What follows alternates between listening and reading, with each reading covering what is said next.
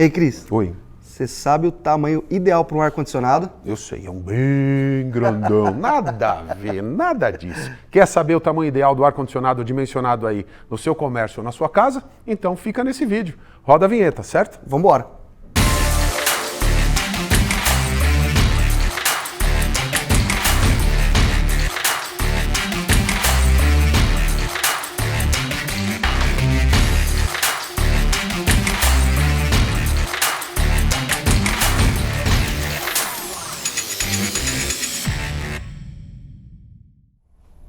Mais uma vez estamos recebendo hoje aqui para esclarecer todas as nossas dúvidas. Ele, Gabriel. Gostou da apresentação, Gabriel? Rapaz, gostei demais, Cris. Eu não falei nada ainda, olha só. Ele é professor, ele é instrutor, ele é empresário, o cara é digital influencer e tem um conhecimento amplo em tecnologia de ar-condicionado. Agora eu te vendi. Olha só, hein? Obrigado pela apresentação, meu Cris. Depois eu vou anotar que eu vou replicar essa apresentação. Por favor. Cris, por obrigado. É uma honra poder estar com você aqui. Muito obrigado a todo o time da Dias e também o pessoal da TCL. Hoje a gente vai falar de um assunto muito importante, Cris. Você já viu, né? Vamos começar então a nossa brincadeira aqui, brincadeira séria? Vamos lá. Vamos lá. Como é que eu posso determinar o tamanho adequado de um ar-condicionado para um determinado espaço? Como é que eu posso fazer isso? Olha, isso é importantíssimo.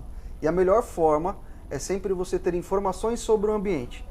Muita gente olha só o espaço, né? Tantos metros por tantos metros. Mas existem muitas fontes de calor que muitas vezes a gente não leva em consideração. Por exemplo, se eu tenho um frigobar dentro de um espaço, eu preciso considerar a carga térmica que aquele frigobar vai gerar naquele ambiente. Uhum. Então tudo isso, todas as informações como iluminação, que é algo simples, janelas, eu acho que a gente vai falar um pouco mais sobre isso, tudo isso gera incidência, gera carga térmica e eu preciso fazer esse levantamento para fazer um cálculo correto. Cris. Perfeito. Você me lembrou agora um negócio. Lembra quando as TVs eram de plasma, elas esquentavam muito? Hoje são LCD, né? Então, assim, esquenta muito menos. Então, tudo isso o técnico tem que estar atento também, né? Que tipo de equipamento que está dentro da sala, quantas pessoas vão estar lá dentro e etc, as janelas e tudo isso que você explicou pra gente. Falei certo? Perfeito. Pessoas também. O corpo humano, ele gera uma carga térmica também que precisa ser considerada. Perfeito. Quais são os fatores que influenciam na escolha do BTU correto para um ambiente? Olha, são esses, né? Janela, carga, tudo isso que a gente já falou. São todos esses e principalmente eu preciso ter um cálculo que além de cobrir essas cargas térmicas, eu também preciso de um cálculo para considerar um excedente. Por exemplo, eu não considerei às vezes uma iluminação, eu deixo muito justo esse cálculo. Então esse cálculo ele tem que ser mais próximo possível da carga térmica, porém eu tenho que ter uma margem, porque senão qualquer coisa que eu adiciono naquele ambiente, seja pessoa, seja eletroeletrônico, eletrodoméstico, tudo isso pode gerar um problema que isso gera um grande custo para o cliente final. O custo no preço, né? Vai gastar muito mais, seu equipamento vai forçar um pouco mais para trabalhar, né? Então isso acaba... Consumo de energia. Vai para o bolso. Qual é a relação entre a metragem quadrada do espaço e a capacidade de refrigeração do ar-condicionado? Total. Essa referência precisa estar muito junto. Ou seja, a capacidade do ar-condicionado com a metragem é importante. Por exemplo, eu tenho uma sala que a gente pode falar, uma sala de 4 metros por 4 metros. Mas qual o pé direito que eu tenho? Se eu tenho um pé direito muito maior, eu preciso considerar esse espaço em metros cúbicos.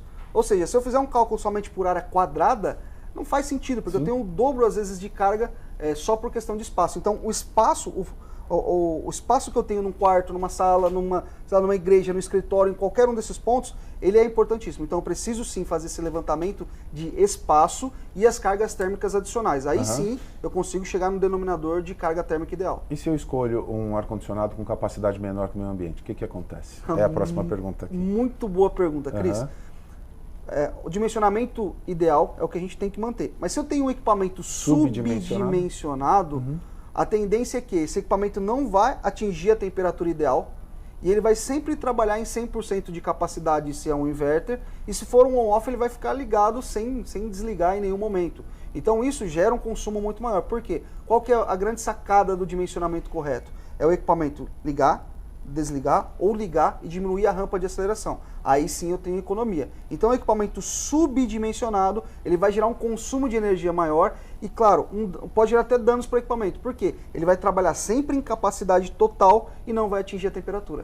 Porque era a próxima pergunta aqui, né? Isso afeta no consumo de energia, sem sombra de dúvidas, né? Muito, Cris. Você vai chorar depois do final do mês. E não tem como fugir. E a culpa não é do ar-condicionado, e sim do dimensionamento errado. Perfeito. Quais são os riscos de instalar um ar-condicionado com capacidade inadequada para um ambiente? Está aí. Primeiro é isso, a eficiência, né? Perfeito. Depois o preço, né? Eficiência e preço. Olha, Cris, agora você levantou um paralelo interessante. Porque existe o subdimensionado e existe o superdimensionado. Então não é só um equipamento menor. O equipamento maior, você falou algo interessante. Se eu tenho equipamento muito maior do que eu preciso naquele ambiente, primeiro, o valor do equipamento muda bastante. Então esse já é o primeiro ponto. O valor do insumo da instalação, o cobre, fiação elétrica, tudo isso acaba saindo num valor maior. E o terceiro ponto que é muito importante, que mesmo o equipamento ele sendo dimensionado muito maior, não quer dizer que ele vai refrigerar e vai economizar, vai ligar um pouquinho e desligar. Pelo contrário, o excesso de partidas naquele equipamento, ele pode gerar um consumo maior para equipamentos on-off. E para o inverter, cara, por que eu preciso de um compressor do motor muito maior do que eu preciso para refrigerar? Então, se eu tenho um compressor muito maior do que o ambiente precisa, esse compressor ele vai consumir muito mais naquele período que ele estiver ligado. Então, por mais que ele atinja a temperatura talvez com um tempo um pouco menor, mas o consumo desse compressor é muito maior. Perfeito, hein? Que explicação. Existem alguns cálculos específicos para eu saber o dimensionamento, o tamanho ideal do ar-condicionado para o meu ambiente? Existe alguma coisa? Existe, Como que eu vou calcular isso? Existem algumas normas que a gente até leva em consideração, existem algumas atualizações, mas além do espaço, Cris, sabe uma coisa que a gente precisa levar em consideração? O local onde esse condicionador de ar vai ser instalado. Quando eu digo de local, eu digo em estado, eu digo em, sei lá, em município, porque existem condições, por exemplo, um dimensionamento que eu faço lá no, sei lá, em Cuiabá, que é uma das cidades super quente. Não é o mesmo cálculo que eu faço talvez aqui para São Paulo ou talvez no sul, tá? Então as condições de temperatura e umidade do local precisam ser consideradas, tá? Então não é somente o equipamento, o tamanho. Então, por exemplo, vou fazer um cálculo, o pessoal sabe disso. Lá em Cuiabá, os equipamentos sempre são superdimensionados em relação aos de São Paulo. Então eu sempre tenho equipamentos maiores porque a questão de diferencial de temperatura lá é absurdo. Então eu sempre preciso levar em consideração também as condições do ambiente. Do ambiente, né? Do local, da cidade, se você está no campo, do município, se você está na área rural e etc. E assim vai indo. Perfeito. O negócio vai longe, né? Quais são as vantagens de você selecionar um ar-condicionado com capacidade de refrigeração adequada para garantir o conforto e a eficiência? São várias. A primeira é o conforto, exatamente o conforto. Se eu tenho equipamento superdimensionado, eu vou ter uma flecha de ar, às vezes com um deslocamento muito alto, um vento muito alto, assim, na pele. Isso é ruim. Segundo ponto, a temperatura. Quando eu tenho um equipamento superdimensionado, o tempo de resposta para aquele equipamento chegar na temperatura é muito rápido. Só que eu tenho, geralmente, um tempo menor, porém eu não tenho uma temperatura acertada, principalmente em equipamentos on-off. Ele vai ligar, vai refrigerar muito rápido, vai desligar, e eu vou ficar um bom tempo com aquele equipamento desligado. Então, esse processo de liga e desliga para os equipamentos on-off gera um desconforto térmico, porque para ele atingir a temperatura, só criar um exemplo aqui, eu ajustei ele para 22 graus. Então, ele vai desligar com 22 graus, isso para linha on-off, e vai ligar talvez com 24.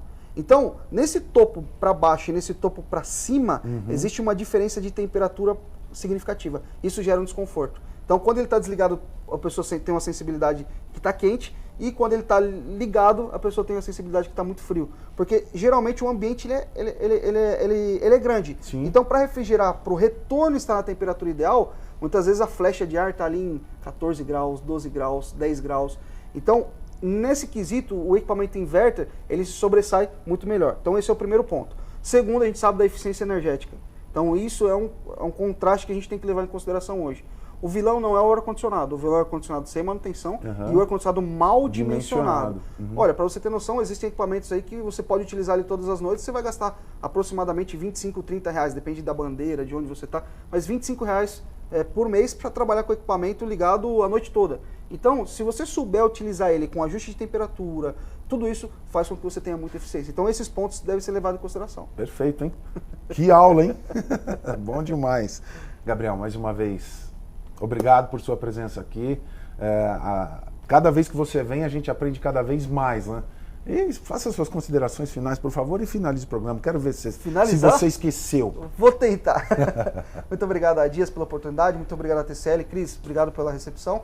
E falar em esquecer, se você não apertou ainda no botão gostei, aperta aqui e deixa o like. É importante também que você se inscreva aqui no canal para não ficar por fora de nada. Obrigado, Cris, pela oportunidade. Meu Deus, oportunidade? Você é o cara. Obrigado mais uma vez. Tamo junto. A gente se vê no próximo programa, hein? Com certeza. Não esquece. Valeu.